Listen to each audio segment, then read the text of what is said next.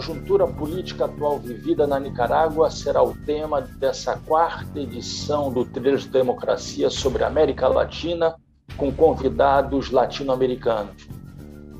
O sandinismo, as manifestações de 2018, a repressão política que se instala a partir de então, as recentes prisões políticas, as próximas eleições presidenciais, o governo de Daniel Ortega, o orteguismo, a situação dos povos indígenas serão algumas das questões tratadas por Mirna Cunningham e Maria Luísa Costa.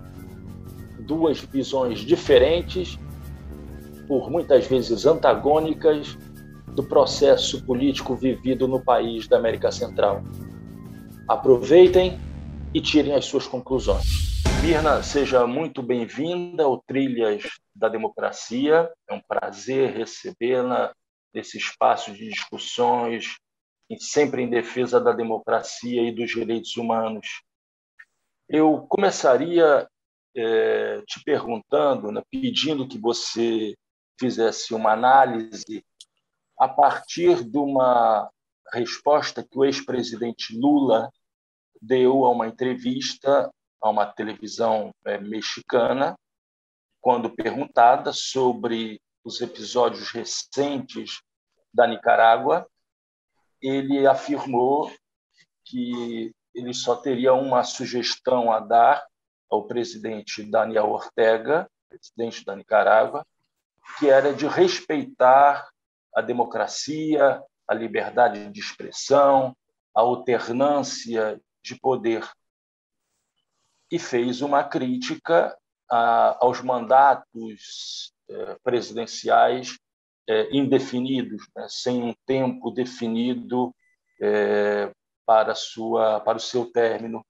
Eu gostaria que você analisasse não apenas a fala do ex-presidente Lula, mas o que ocorre hoje na Nicarágua. Por favor, Nina. Muchas gracias y muchas gracias por la invitación para participar en este espacio.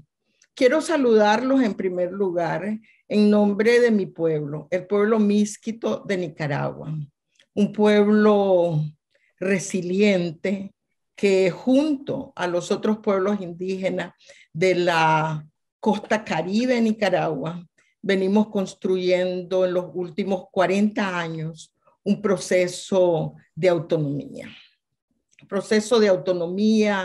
regional multiétnico. Nicaragua ha tenido una historia muy particular. Nosotros en las regiones autónomas, lo que es la mitad de Nicaragua, fuimos colonizados por los ingleses. Tuvimos un reino de la Mosquitia creada por el imperio inglés durante la colonia, que nos mantuvo prácticamente separados de lo que es el resto del país que fue colonizado por los españoles. Ese proceso de colonización ha determinado la historia de nuestro país, ha determinado lo que hoy somos. Era un país que cuenta con el 50% del territorio nacional bajo un régimen de autonomía en donde los derechos colectivos de los pueblos indígenas se reconocen y se practican. Entonces, cuando uno ve la historia reciente de Nicaragua, pues no puede olvidar ese proceso que fue determinante en la conformación de lo que es hoy el Estado nicaragüense. El Estado nicaragüense se creó antes que nosotros fuésemos parte de ese Estado como pueblos indígenas, como regiones autónomas. Fue hasta el año, después de ser un reino de la Mosquitia, fuimos una reserva inglesa y fue hasta el año 1894 cuando el primer presidente liberal salió elegido, que invadió las regiones autónomas, invadió la costa caribe. y nos volvimos parte de Nicaragua a la fuerza. O sea, de repente nos volvimos nicaragüenses. Y obviamente ha habido una historia de cómo construir esta república multiétnica. Y la verdad es que fue hasta la revolución nicaragüense que pudimos comenzar a construir un nuevo modelo de Estado. Porque entre 1894 y 1979 fuimos ocupados nosotros en nuestra región por empresas transnacionales. O sea, una vez que pasamos a ser de Nicaragua, fuimos ocupados por empresas madereras, empresas pesqueras, empresas mineras. No había ni siquiera un camino que comunicara lo que somos ahora las regiones autónomas con el resto del país. Entonces, cuando triunfa la revolución sandinista en 1979, por primera vez comienza a haber presencia del Estado nicaragüense en la costa Caribe.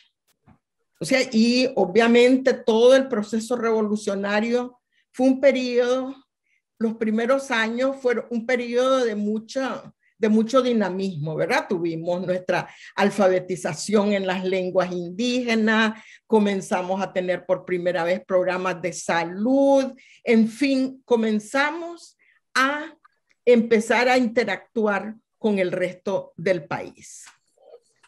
Vino la guerra impuesta por Estados Unidos con financiamiento a grupos contrarrevolucionarios, entre los cuales también hubo grupos contrarrevolucionarios indígenas, y nuestra región entró a un periodo de guerra.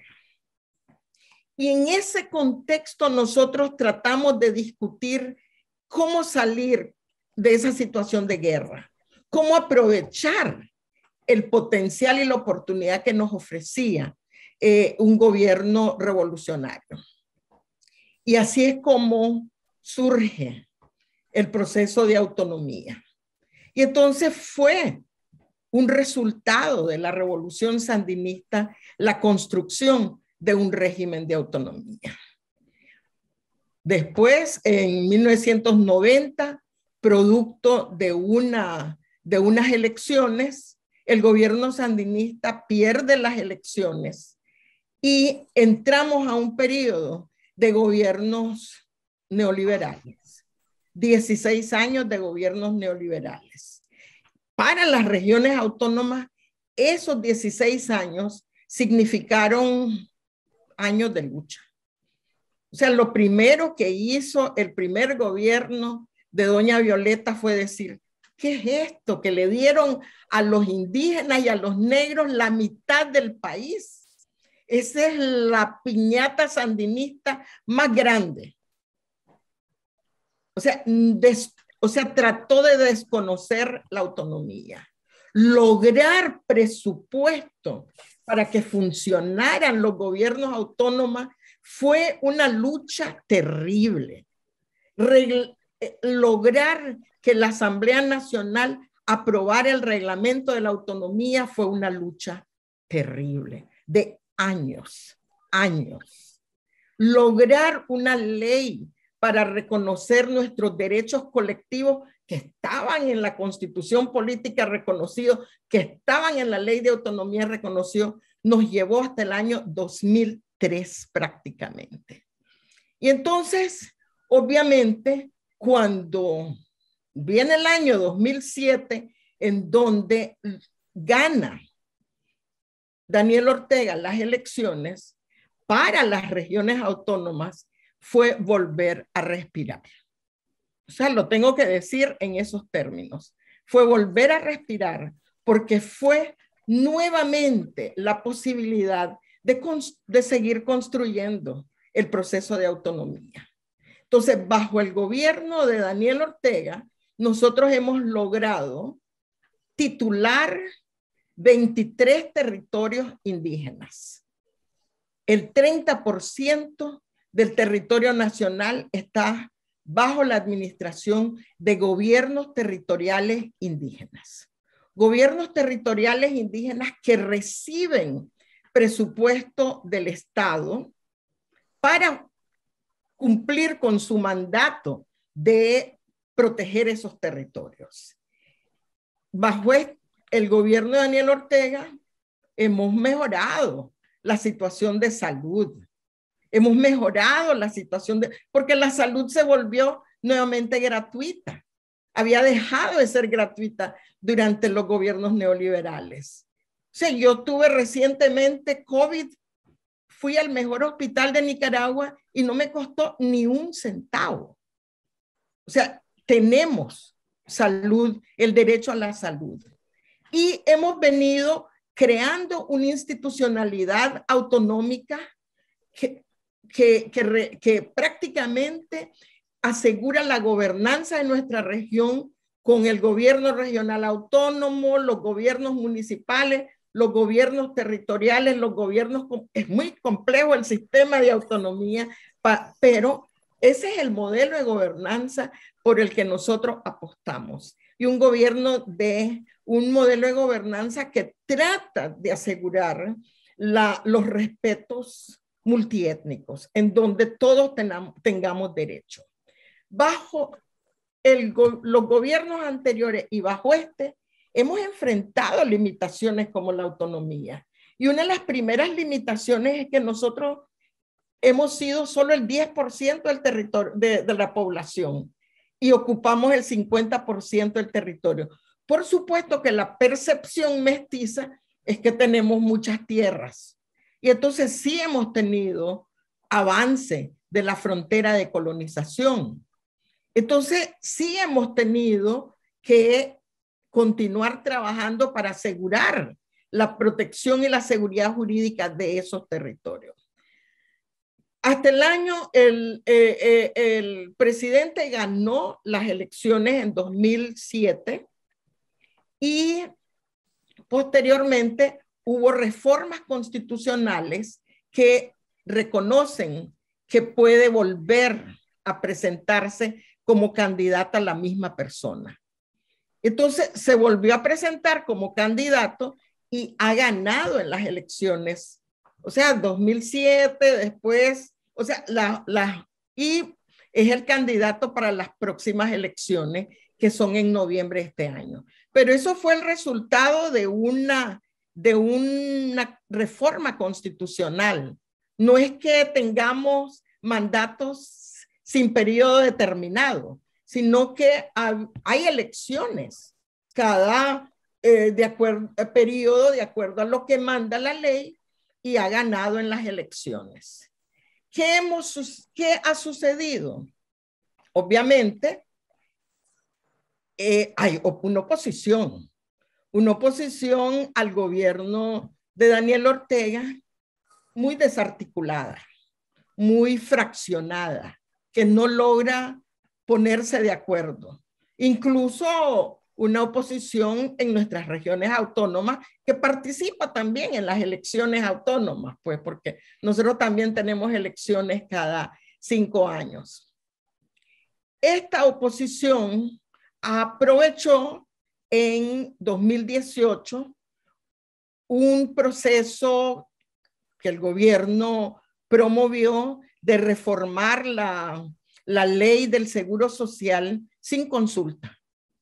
Y esto generó malestar y en ese contexto la oposición promovió un movimiento muy amplio de crear un caos. Y con respaldo de distintos sectores, pues el sector grande de la empresa privada, un sector de la Iglesia Católica, en fin, tuvimos en el 2018 lo que llaman desde el gobierno un intento de golpe, o sea, y obviamente desde otro sector un movimiento por transformar la realidad democrática. Pero bueno, como resultado de eso, pues se estancó el país. Económicamente hubo retrocesos.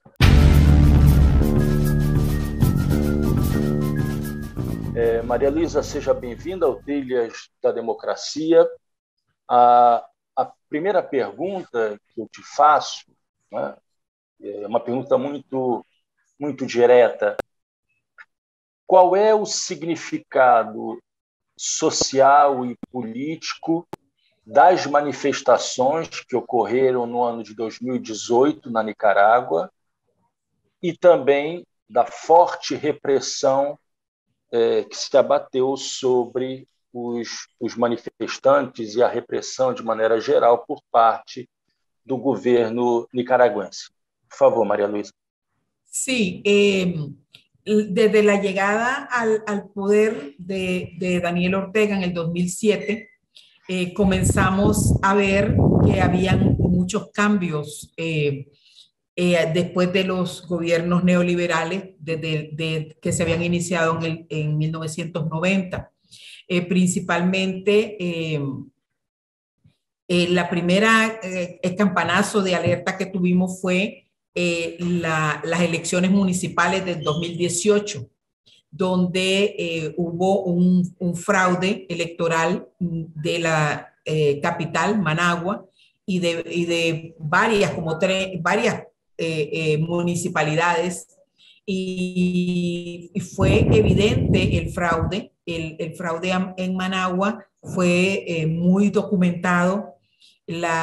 Debido a eso se suspendió la ayuda de un proyecto que se llamaba el Reto del Milenio, que era para varios países centroamericanos, y en Nicaragua iban a construir carreteras y tenían una serie de programas, y los Estados Unidos lo suspendieron.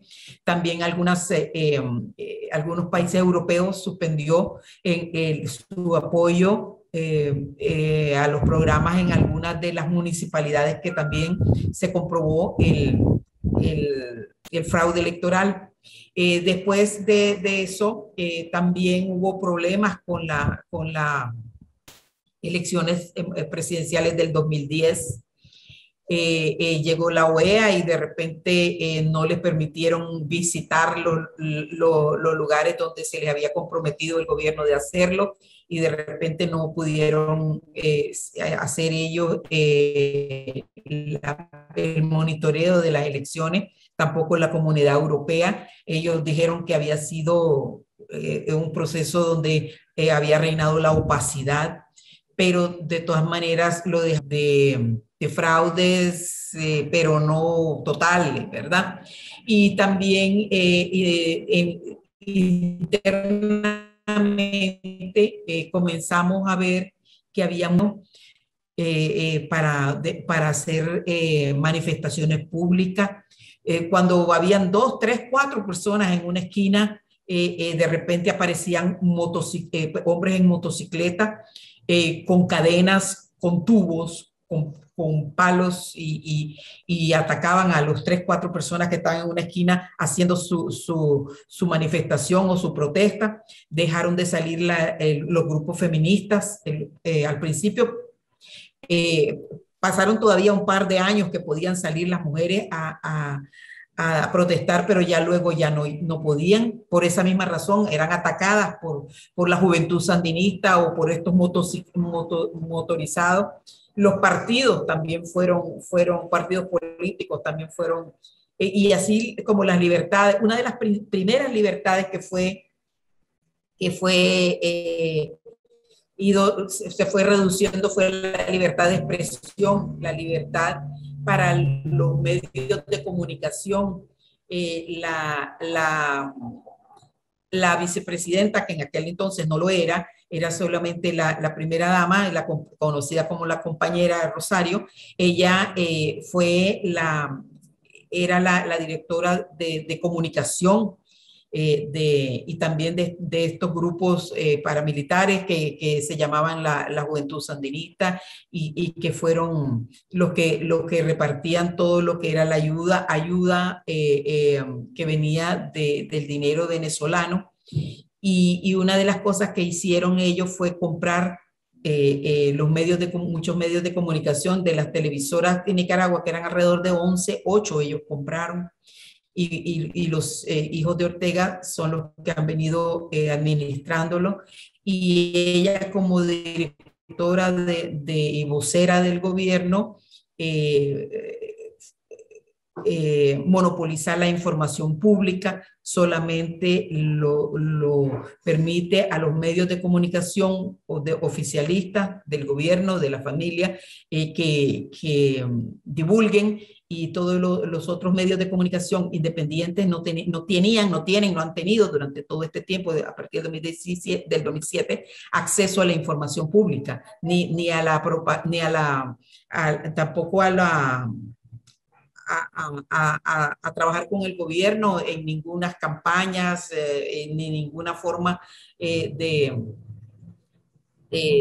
información, de informaciones públicas que podría dar el Estado. Fuimos viendo cómo las libertades ciudadanas fundamentales se fueron restringiendo, y cuando hubo un incendio de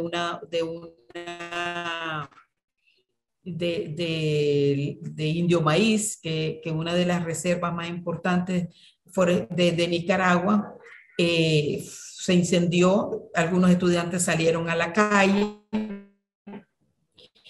pero a la semana siguiente fue cuando se hizo la inconsulta, y algunos ancianos que eran los que recibían que iban a sufrir las consecuencias porque sus pensiones fueron cortadas, salieron a la calle, y estos miembros de la Juventud Sandinista para personas afines al gobierno, los golpearon a los ancianos, los pegaron, los tiraron al piso, y entonces algunos estudiantes de la universidad lo fueron a defender, y hubo una primera pelea, pero después eso fue como algo que inflamó los ánimos de los estudiantes, y empezaron a aglutinarse también en Managua, y llegaron unos grupos de estudiantes, y también cuando los estudiantes estaban de la Juventud Sandinista, y empezaron a ver choques,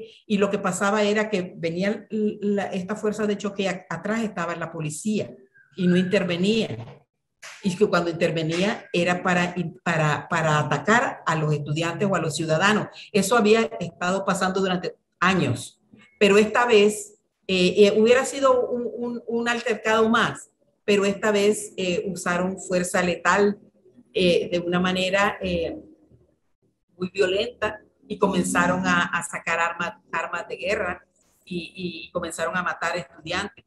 El primero, creo que, no me acuerdo si fue el 18 o el 19 que cayó el primero, cayó el segundo, y empezaron, y la cosa se inflamó al punto de que 2 semanas después el país estaba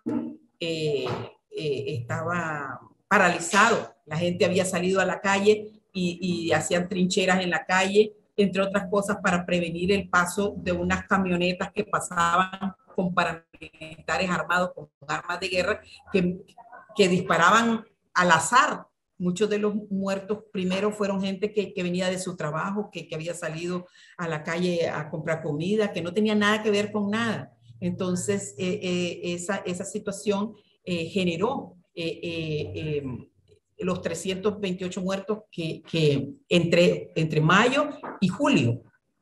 Esto es que documentó la Comisión Interamericana de Derechos Humanos a través del Grupo Interdisciplinario de Expertos Independientes y la Oficina del Alto Comisionado de Naciones Unidas de Nicaragua. Desplazamiento forzado hacia Costa Rica, la mayoría. Y bueno, desde entonces hemos estado viviendo en un estado de sitio no declarado.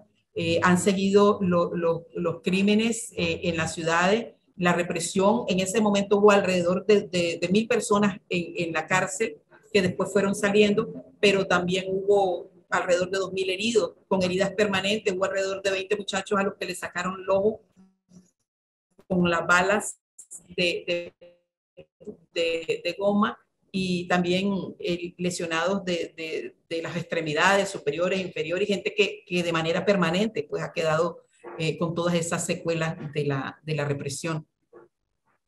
Maria Luísa, antes de avançar até o momento atual, Franco Lopes tem uma pergunta a fazer. Franco, por favor.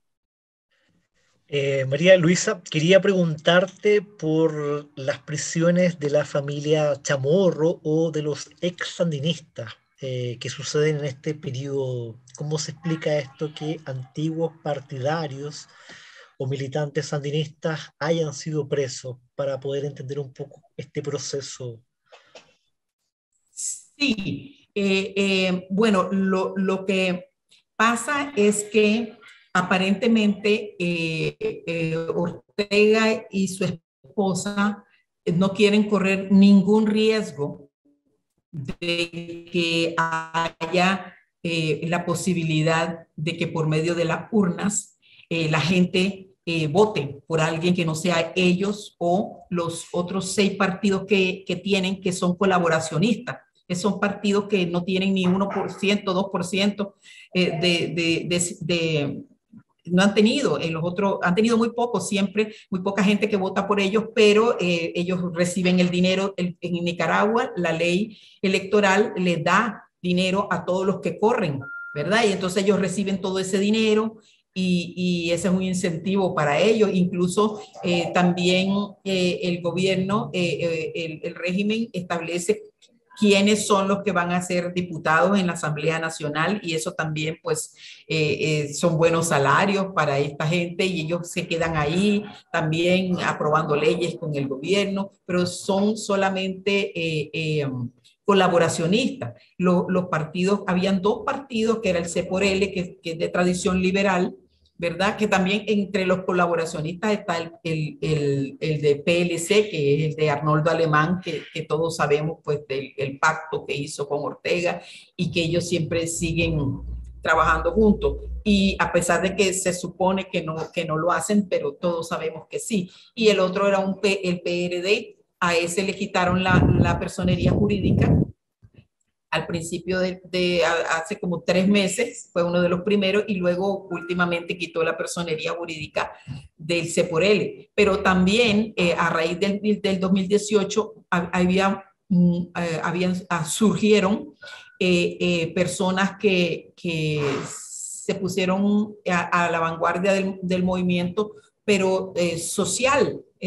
No era tanto de partidos políticos como movimiento social, una cantidad de organizaciones no gubernamentales que ya les quitaron la personería jurídica a 34, y esta semana a 6 organizaciones no gubernamentales internacionales, pero ya habían terminado con 34 nacionales. No quieren disidencia, no quieren que estas organizaciones trabajen, porque trabajan en campo con la gente, porque han desarrollado conocimientos técnicos tanto mejores que los del Estado, y son activos. Y tampoco, entonces empezaron a poner en la cárcel a las personas que ellos consideraban que de alguna manera ejercían como influencia en la población. O sea, metieron hombres, mujeres, ancianos, jóvenes,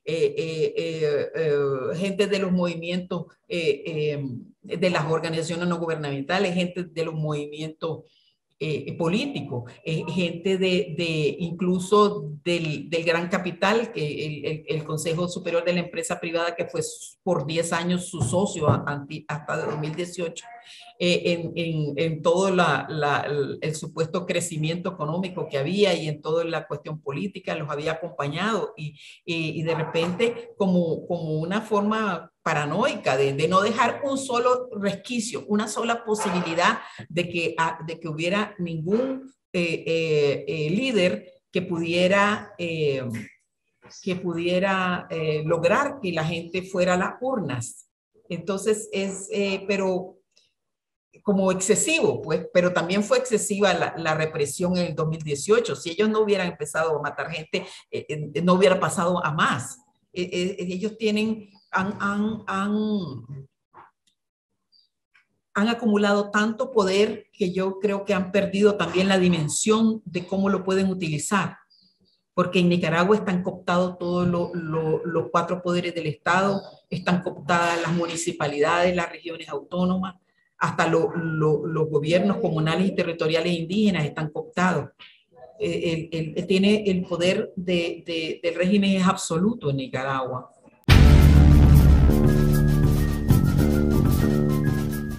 Mirna, as manifestações de 2018 se limitaram a uma oposição de direita ou tiveram também a participação de estudantes, de setores de esquerda não sandinistas? Involucró a sectores, podríamos decir, sandinistas que se han retirado del partido sandinista. Involucró también a estudiantes de distintas universidades. Pero fue un sector que, como el movimiento opositor es bastante reducido y limitado, invitó también a todos los sectores, ¿cómo podríamos decir? Sectores marginales, o sea, pandilleros. Y lo que tuvimos fue miles de tranques, o sea, limitando el acceso con mucha violencia en contra de todo lo que identificaban como sandinista. Inicialmente el gobierno no sacó a la policía. Entonces, la policía recluida y los tranques impidiendo la movilización con pandilleros prácticamente en las calles. Entonces, hubo yo diría, violaciones de derechos, o sea, mujeres, niñas violadas, policías quemados, asesinados. O sea, realmente fue muy violenta la reacción de la oposición. Hasta que el gobierno decidió limpiar los tranques. Producto de eso, hubo unas 200 personas asesinadas por la gente en la calle. O sea, sandinistas asesinados y no sandinistas asesinados. O sea, pero el número total es más o menos 200 y pico. Esos números de 500 y pico, eso no es cierto. Eso no es cierto.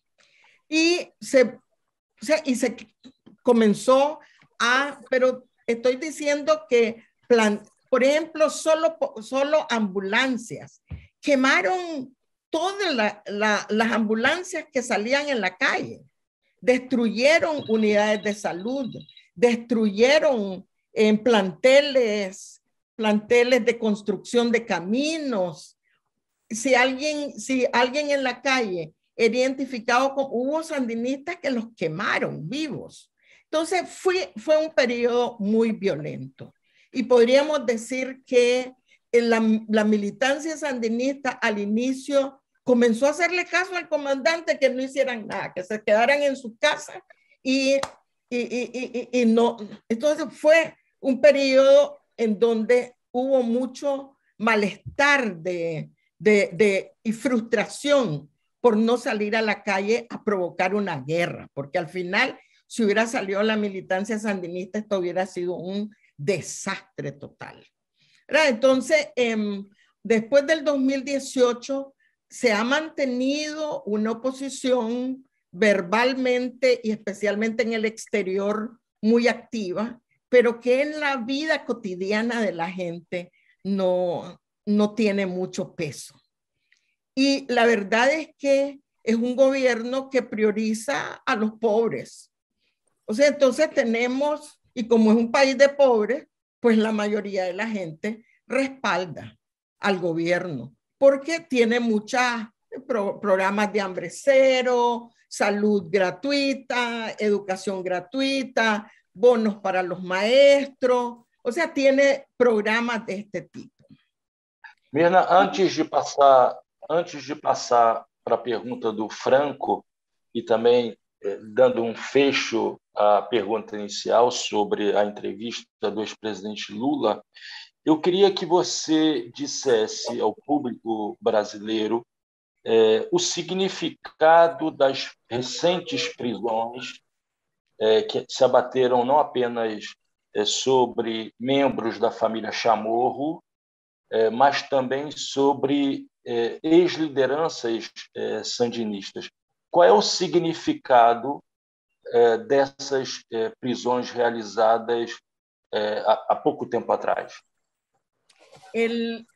O sea, algunas de las medidas legislativas que el gobierno ha venido tomando de cara a toda esta situación han sido, en primer lugar, comenzar a investigar a las personas que han ido al pedirle al gobierno de Estados Unidos sanciones contra Nicaragua y además de eso, que han recibido financiamiento para este tipo de actividades. Entonces, hay una ley, o sea, después del 2018 hubo muchos indultos a todos, pero la ley lo que estableció es que si volvían a incurrir en este tipo de actividades que la ley denomina, o sea, lesivos a la soberanía, volverían a ser investigados. Entonces, hay unas personas, o sea, no sé exactamente cuántas personas, pero sí algunos muy connotados de la oposición que están siendo investigados por el manejo de dinero que ha sido canalizado a través de sus organizaciones para financiar este tipo de actividades. Y entre estas está la Fundación Violeta Chamorro, que preside miembros de su familia. Y hay otras personas que están siendo investigadas y que el planteamiento es que es gente que ha recibido dinero y que el dinero ha servido para financiar. Aquí hay un país súper polarizado.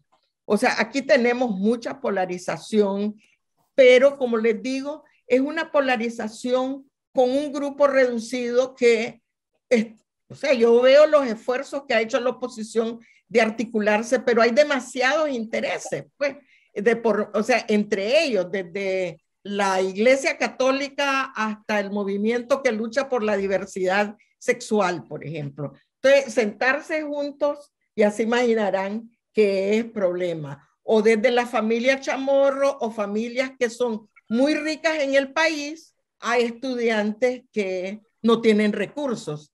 Y que, por ejemplo, cuando se lanzó para ser candidata Cristiana Chamorro, los primeros que reaccionaron en contra de su candidatura fueron el mismo movimiento de estudiantes de la oposición que dijo cómo una persona que nunca ha hablado con un pobre va a poder ser candidato. Entonces, hay mucha polarización interna entre los grupos que son denominados la oposición. Y la verdad es que la elección de Daniel Ortega se ha dado en el marco de la Constitución política, una Constitución reformada bajo su mandato. O sea, eso hay que reconocerlo, ¿verdad?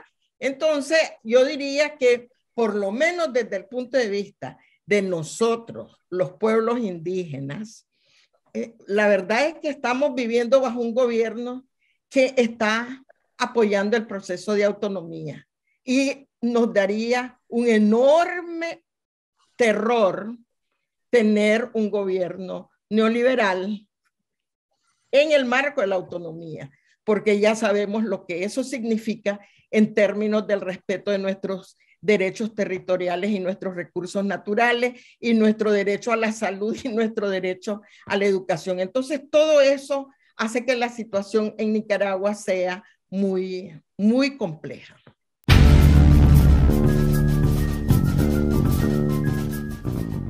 Maria Luísa, é possível afirmar que hoje, mais forte do que o sandinismo é o orteguismo? Quer dizer, a liderança política de Daniel Ortega e o poder de Daniel Ortega se descola da figura histórica do sandinismo? É possível fazer tal afirmação? Sí, definitivamente, sí. Consideramos que Sandino es una figura nacional e internacional, pero el sandinismo la tomó para ellos de manera exclusiva y también traicionó los principios fundamentales del sandinismo y de Sandino, ¿verdad? Y hoy en día consideramos que lo que hay es un orteguismo, no un sandinismo, ¿verdad? Que todo lo que este régimen ha realizado no viene de la filosofía ni de la forma de vida, ni del ejemplo de Sandino. Ellos vienen más bien de un autoritarismo y de una forma de exclusión del pueblo, que es realmente, yo personalmente no veo la diferencia entre el sandinismo, entre el régimen de Ortega y su esposa y el somocismo de la familia Somoza. Es también algo que me preocupa, porque yo creo que como pueblo deberíamos preguntarnos cómo hemos creado o permitido que se desarrollen dos dictaduras tan férreas en los últimos 80 años en Nicaragua. Esto es algo que va más allá del régimen somocista y del sandinismo. Nosotros estamos en una sociedad que permitimos que estos fenómenos políticos que nos causan tanto daño se incuben y se desarrollen en Nicaragua. Yo creo que esa es la pregunta que todos nos tenemos que hacer para el día después, para el futuro, para el presente, para el futuro que comienza ahora. Si nosotros queremos una Nicaragua diferente, tenemos que tener una política diferente y hacer unas políticas públicas y una concepción de ciudadanía que nos ha fallado porque llegamos a estos extremos. Franco, você quer fazer uma segunda pergunta? Sí, María, tengo que hacerte esta pregunta y ser un poco abogado del diablo, porque tú hablaste de Estados Unidos, que cortó un poco algunas ayudas, principalmente a Nicaragua, pero al mismo tiempo dijiste que existía una cooptación de los medios de prensa. Cuando uno ve la prensa desde fuera, claro, estoy hablando desde fuera de Nicaragua, son prácticamente ataques directos todos los días a lo que es Nicaragua. Entonces, te lo pregunto sin querer hacer un juicio de valor, pero quería entender un poco cuál alternativa hay, si es que existe otra alternativa a un gobierno. ¿Existe alguna lideranza de izquierda? ¿Existe alguien que pueda, digamos, cambiar esta dirección? Porque la otra entrevistada nos comentaba que también gran parte de los nicaragüenses no quieren volver al modelo neoliberal. Entonces, por eso te decía, estoy siendo un poco abogado del diablo para intentar entender esto. No estoy poniendo en duda lo que me dices, pero quería entender si existe alguna alternativa de izquierda o si de hecho, por lo que tú describes, aparentemente el pueblo nicaragüense está entre la espada y la pared, entre continuar con un gobierno, como tú lo describes, o volver, digamos, a un modelo neoliberal que tanta pobreza ha traído a América Latina entera. Mira, de pobreza, en Nicaragua en los últimos 10 años hemos creado la mayor cantidad de multimillonarios, ¿verdad? Entonces, si de pobreza hablamos, Nicaragua es el segundo país más pobre de América Latina. Estamos entre Haití, Venezuela y Nicaragua. Ahí estamos, ¿verdad? Entonces, de pobreza, nadie puede defender la pobreza en Nicaragua. Al contrario, todos han sido factores generando pobreza, ¿verdad? Con respecto de las libertades, sí ha habido una diferencia en las libertades al punto que Ortega volvió al poder por las urnas. Y ahora no se quiere ir, no quiere permitir las urnas. Entonces, esas cosas son cosas que hablan por sí mismas, ¿verdad? Para llegar a su supuesto cuarto mandato, solo él ha corrido y ha habido quejas de fraudes en todos los procesos anteriores. Ha cambiado la constitución, ¿verdad? Para primero la Corte Suprema de Justicia, solo los magistrados del partido Frente Sandinista que no llamaron al resto de los miembros de la Sala Constitucional decidieron la sentencia que le permitió declarar inconstitucional en el 2010 el artículo 147 que prohibía la reelección más allá de los 2 periodos consecutivos, ¿verdad? O sea, esa dijo la Corte que fue la ley y todos lo aceptamos, ¿verdad? Luego él cambió en el 2014, cuando ya se había apoderado totalmente de la Asamblea Nacional, porque el año anterior, un mes antes de las elecciones, le quitó la personería jurídica al partido de oposición que estaba haciendo oposición para ir a las urnas. Entonces, un mes antes lo dejó sin personería jurídica, prácticamente corrió él y sus partidos de comparsa, sus partidos. Entonces, luego cambió la constitución y ahora indefinidamente se puede, porque es bajo el argumento de que es un derecho humano, ¿verdad? Que ya la Corte Interamericana de Derechos Humanos dijo que no, que eso no existe, que eso no es así. Lo digo esta semana, pero bueno. Entonces, lo que ahora, ¿quién podría hacer un movimiento de izquierda o de derecha en Nicaragua? Ahorita nadie, si todos están presos. Las personas que tenían, o sea, los liderazgos más visibles de los partidos están presos. La mayoría de los presos, si son 30, 10 son de izquierda. Hecho presa a la izquierda joven y a la izquierda vieja, ¿verdad? Muchas de ellos mujeres. Y también echó preso a la derecha, echó preso a sus ex socios por 10 años del gran capital. Banquero, tiene un banquero preso. O sea, él no quiere nada con nadie. Quiere perpetuarse en el poder su régimen de su familia y sus allegados, ¿verdad? Y eso no lo digo yo, ¿verdad? Hay que analizar un poco quiénes son los presos. Es todo mundo que no es él. Todo aquel que dice cualquier cosa en favor de los derechos humanos. Por eso yo estoy en el exilio, porque soy abogada de derechos humanos, he trabajado 30 años con pueblos indígenas y trabajé con todos los gobiernos neoliberales. Y el único que no permitió al punto de que hiciera mi trabajo, que he hecho durante 30 años, es este régimen. Entonces, no sé, yo creo que hay cosas que hablan por sí mismas. Yo creo que hoy por hoy en Nicaragua no podemos hablar de ningún tipo de alternativa, ni de derecha ni de izquierda. Y ese es el problema. Ese es precisamente el problema, que ellos no dan alternativa, que ellos están obcecados en que son ellos o nadie. Como la canción mexicana, mía o la muerte.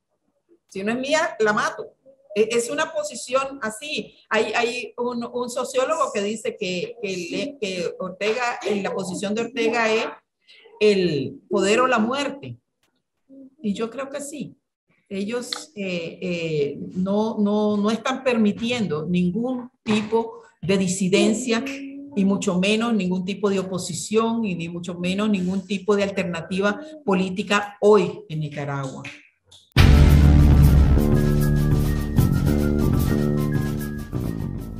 Franco, por favor, su pregunta. Mirna, gracias. Yo quería preguntarte, cuando te escucho hablar, me parece que tú describes un poco una oposición tan fragmentada como en Venezuela, o una oposición tal vez tan distante del pueblo como en Miami está la población cubana que intenta volver al pasado. y te creo todo lo que me dices, pero todavía quería entender esto de las presiones de los ex sandinistas, de gente que estuvo con el gobierno, de gente que apoyó activamente el gobierno y que aparecen ahora popularmente en todos los medios de comunicación justamente por ser próximos hasta poco tiempo atrás. Yo quería que me explicaras un poco qué pasa con estas personas que hasta un tiempo breve atrás eran próximos al gobierno. Creo que el Frente Sandinista, mi punto de vista, el Frente Sandinista vino de distintas fuentes. O sea, fue integrada por jóvenes que venían del sector de la Iglesia Popular, jóvenes que venían incluso de familias burguesas, pero que querían ver cambio, y jóvenes que venían del pueblo, de los sectores más populares. Yo creo que en la medida en que ha venido transformándose, ese Frente Sandinista se ha venido transformando. O sea, obviamente después de 40 años han habido distintos intereses. Y hubo en determinado momento un movimiento que concentró más las decisiones en un sector del sandinismo. Yo diría ese sector del sandinismo que representa a Daniel en estos momentos, Daniel Ortega, etcétera, ¿verdad? Ese sector, o sea, las decisiones comenzaron. Y entonces hubo otros sectores que se sintieron marginados, o sea, que habían participado en la toma de decisiones desde el nivel más alto y se retiraron. O sea, y crearon otro movimiento sandinista. O sea, el movimiento renovador sandinista, un movimiento que, o sea, buscaba una opción más, podríamos decir, donde las decisiones se tomaran de una forma mucho más amplia. Ese movimiento, o sea, ¿qué pasó desde mi punto de vista? Ese movimiento renovador sandinista, en la medida en que no podía participar en la toma de decisiones, se fue radicalizando, pero se fue radicalizando hacia la derecha, o sea, no hacia la izquierda. Entonces, ese movimiento renovador sandinista se fue acercando a los partidos tradicionales, principalmente a un sector del Partido Liberal, ¿verdad? No el liberal somocista, pero sí se fue radicalizando hacia la derecha. Hay algunos que sintieron que el gobierno, o sea, que el sandinismo estaba demasiado cercano hacia otros del sector empresarial. Entonces, más hacia la izquierda. Entonces, hay podríamos decir, dos sectores sandinistas que están en la oposición. Este que se fue acercando a la derecha y otro grupo minoritario que fue creando su propio espacio más ultra de izquierda, podríamos decirlo así. Esos dos grupos forman parte de la oposición, pero eso hace aún más difícil la articulación de la oposición, porque la oposición que está representada por la derecha convencional jamás los va a aceptar, porque fueron sandinistas. O sea, no les tiene confianza. Entonces, este sector sandinista, yo diría que es el que tiene más posibilidades de articularse con otra gente, no tiene posibilidades o sea, se sientan, pero no logran llegar a acuerdos. Entonces, eso dificulta aún más la articulación de la oposición.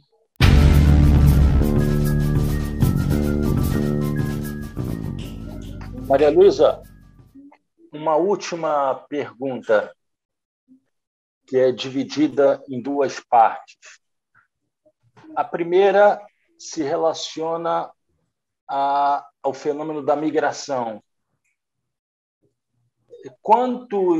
Desde 2018, quantos novos migrantes saíram da Nicarágua na direção da Costa Rica, ou dos Estados Unidos, ou de outros países da América Central. E a segunda pergunta é em relação aos povos indígenas e às regiões autônomas. Quais são os riscos que correm os povos indígenas e as regiões autônomas que foram criadas durante o período de governo, quer dizer, após o fim da Guerra Civil na Nicarágua?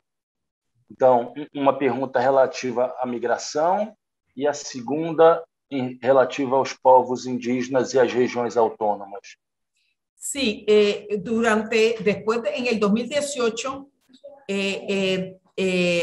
entre mayo y julio, entre abril y julio, después que se inició, que ya se realizó la operación limpieza, que fue que el Estado envió sus paramilitares a quitar los tranques y los grupos en la calle que no permitían el libre acceso, entre otras cosas, para defenderse de esas camionetas que pasaban con paramilitares, con armas de guerra, matando a las personas.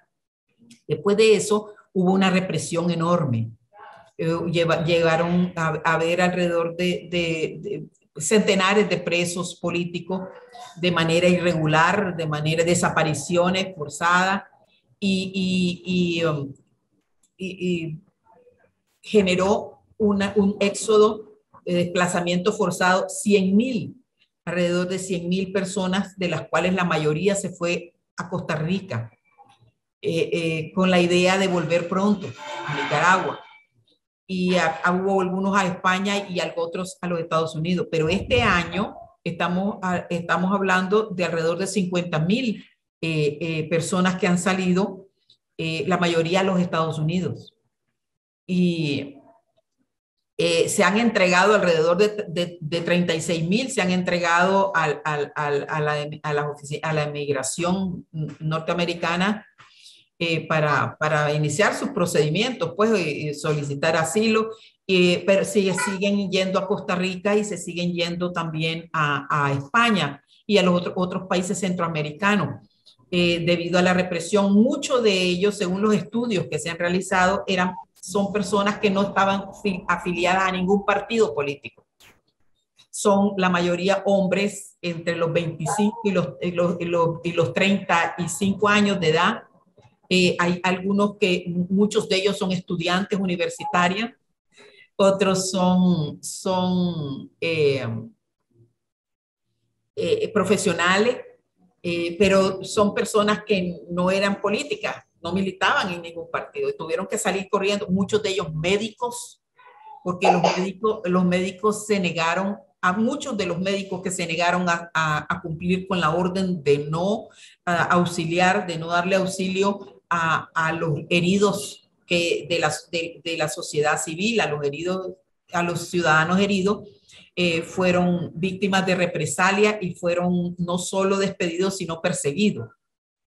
Y por otra parte, o sea que actualmente estaríamos hablando de 200,000 personas desplazadas forzosamente de manera a otros países. Pero hay también desplazamiento interno. Muchas de las personas se han ido a la clandestinidad y se han escondido, han ido a otras ciudades para no caer en la cárcel, pues, para no ser objeto de las cárceles y de unos procesos judiciales muy controvertidos que no cumplen con el mínimo de los procedimientos del debido proceso legal. Y con respecto a los pueblos indígenas, sí es verdad que Nicaragua saltó a la palestra y a la prensa internacional en abril de 2018. Los pueblos indígenas, sobre todo del Caribe, del Caribe nicaragüense, de la región autónoma Atlántico Norte, específicamente en el área de Huaspam y la reserva de la biosfera de la biosfera de Bozaguas, han estado siendo atacados desde el 2015 con armas de guerra por parte de colonos no indígenas que traen su cultura. Muchos de ellos también han sido, esta inmigración no es nueva hacia las regiones autónomas, donde la población indígena y afrodescendiente ya dejó de ser, ahora se volvió minoritaria también por la cantidad de inmigración de no indígenas que han llegado. También las empresas madereras, muchas de ellas vinculadas a las élites de poder, y las empresas mineras, casi la cantidad de empresas mineras que el Estado ha permitido y que les han entregado concesiones es enorme, sin el consentimiento libre, previo e informado de los pueblos indígenas. Y estos ataques que se han perpetrado por parte de colonos no indígenas con armas de guerra, de grupos de entre 20 y 200 desde el 2015, ha generado que la colonización en las regiones autónomas es evidente, es una colonización muy cruel. La Comisión y la Corte Interamericana de Derechos Humanos han emitido resoluciones, han emitido medidas cautelares y provisionales para proteger a estos pueblos. Sin embargo, el Estado de Nicaragua, en desacato a estas resoluciones, no ha realizado ningún investigación. No hay ningún preso, hay decenas de indígenas, líderes indígenas muertos, y no hay, el Estado no ha investigado y mucho menos judicializado y menos reparado en la medida que se pudiera a estos pueblos. Ha habido desplazados internos de estos pueblos indígenas que se desplazan a otras comunidades debido a los ataques, al miedo, muchas veces al simple hecho de que anuncien que va a haber un ataque. Han sido privados de sus medios de vida, de sus tierras, de sus cultivos, de la posibilidad de pescar, de cazar, de recolectar frutos. Todo eso está documentado. Le voy a enviar la documentación que tenemos sobre esta situación. Y sin embargo, incluso en algún momento hubo 3.000 desplazados en Honduras, que es en la República de Honduras, donde limita con la región autónoma Atlántico Norte. Y toda esta situación no ha sido conocida, no es suficientemente divulgada. Fue a raíz de la situación que se dio en el Pacífico de Nicaragua en el 2018, que la mirada de la comunidad internacional hacia Nicaragua ha permitido que también esta situación de los pueblos indígenas y afrodescendientes, sobre todo el pueblo Miskito y los pueblos Mayagna, se haya sido un poco más conocida. Pero casi todos los esfuerzos de la comunidad internacional han ido hacia el asunto de la democracia participativa en el país. Y este caso de los pueblos indígenas, estas matanzas, esta situación de la colonización interna de los pueblos indígenas no ha sido, además de la Comisión Interamericana y de la Corte, con sus medidas cautelares no han tomado ninguna otra medida, y la situación sigue estando siendo muy peligrosa para estos pueblos. Maria Luísa, gostaria muito de agradecê-la. Muitas graças por essa entrevista. Mirna, nós chegamos ao fim dessa entrevista no Trilhas da Democracia. Gostaria de agradecê-la e agradecer também ao jornalista Franco Lopes por esse diálogo sobre o que acontece hoje na Nicarágua.